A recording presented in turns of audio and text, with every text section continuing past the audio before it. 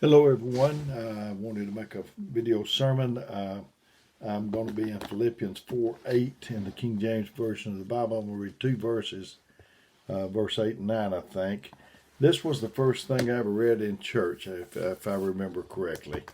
Um, and uh, in the last video I made, I was sniffling a pretty good bit, and I need to apologize for that. But at least one thing about these videos, uh, if I were to be sick, you won't catch it over this or the coronavirus. If that was to be the case, neither one of us would catch it. But anyway, Philippians 4:8 says, "Finally, brethren, whatsoever things are true, whatsoever things are honest, whatsoever things are just, whatsoever things are pure, whatsoever things are lovely, whatsoever things of good report, if there be any virtue, if there be any praise, think on these things. Those things which you have both learned and received and heard and seen in me, do, and the God of peace shall be with you." Um, you know, think on the good things. I know that I used to drive about 45,000 miles a year on a job I had, and I worked there about 20 years. But anyway, um, you be trying to get control of your thoughts, and you go down the road and you see a billboard and it says something about a soft drink, and you think, "Oh, I'm thirsty," and the next thing you know, your mind's off the Lord, and you've gone 20, 30 miles, 30 or 40 minutes, and you try to jerk your mind back to the Lord like you would jerk a car back on the pavement. And so uh, don't go on the rest of your life with the same mind. If you can think, you can change, you can move, you can evolve, you can grow, you can become. You are just one idea away. I've said before, if you keep thinking what you've been thinking, you'll keep doing what you've been doing. And if you keep doing what you've been doing, you'll keep getting what you've been getting. So you got to change your thinking. You're just one idea away. Your house is not the problem. Your car is not the problem. Your credit's not the problem. Your thoughts are the problem. You are one good thought away from turning the tide. As you think, so are you. Uh, your thoughts and feelings are not a result of your reality. In fact, your reality is a result of your thoughts and feelings. You're no better than the thoughts you think. If you think little, you grow little.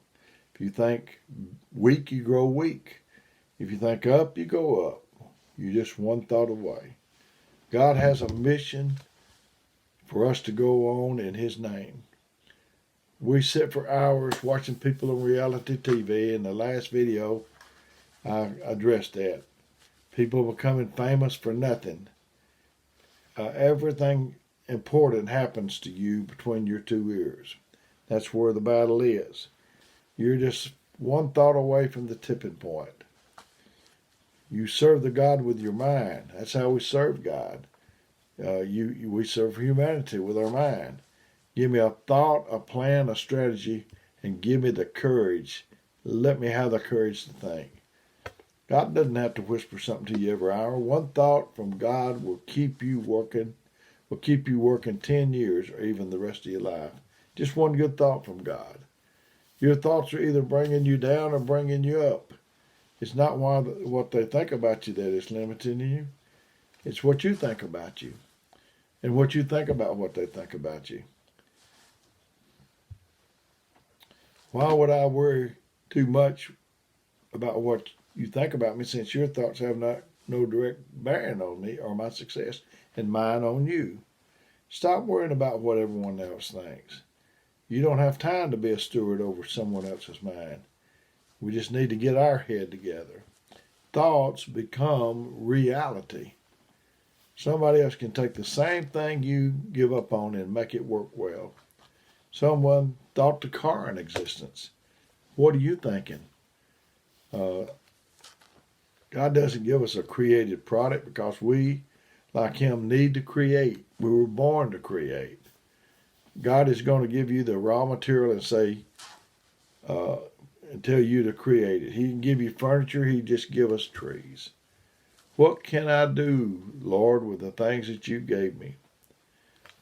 God didn't make boats and airplanes. Maybe we're waiting on something, on Him to give us something, and He's waiting on us to use what He has already given us.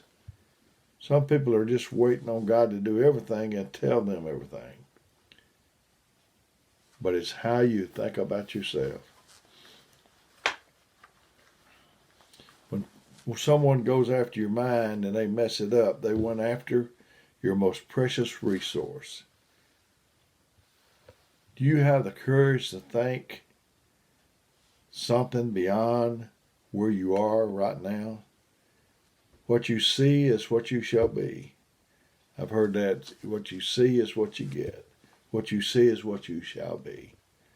Thoughts produce thoughts, and thoughts produce words, and words are so powerful, even evil words are powerful.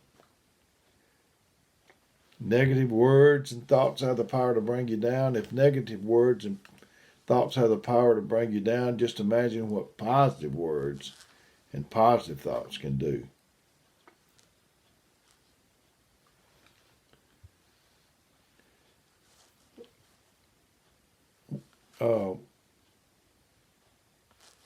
My thoughts and words don't so much make or break someone else, but they do me.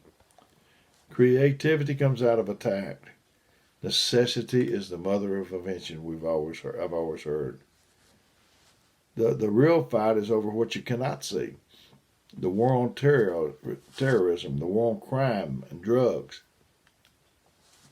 In the Old Testament, the war was natural, but now it is spiritual.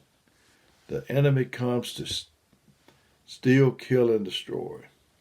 We think we're waiting on God, but actually, God is waiting on you.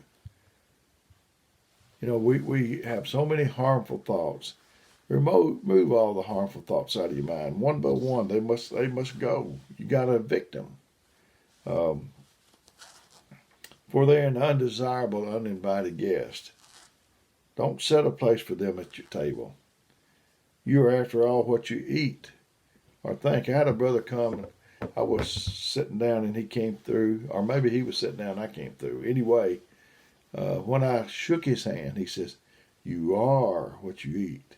I went up and down in weight in my lifetime, and at that time I was probably pretty heavy, and I thought that's what he was talking about. Well, when I got to considering it, he was talking about this.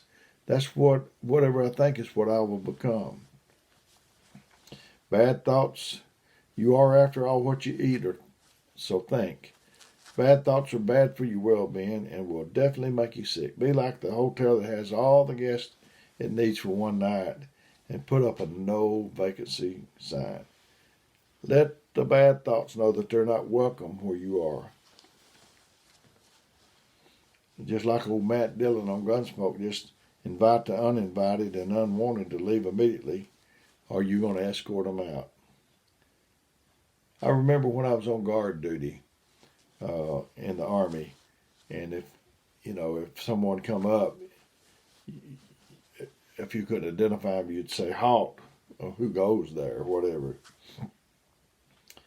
If it's not somebody authorized, you'd refuse them, like a bad thought. You wouldn't give them permission to go further. The battle is in our mind. When we can learn to do with the right thing with our mind, then we're on our way. Until we do, we're going nowhere. That was the one thing that I think that, besides God helping me, that turned me around, is when I started trading them old thoughts for better thoughts and the best thoughts and the right thoughts.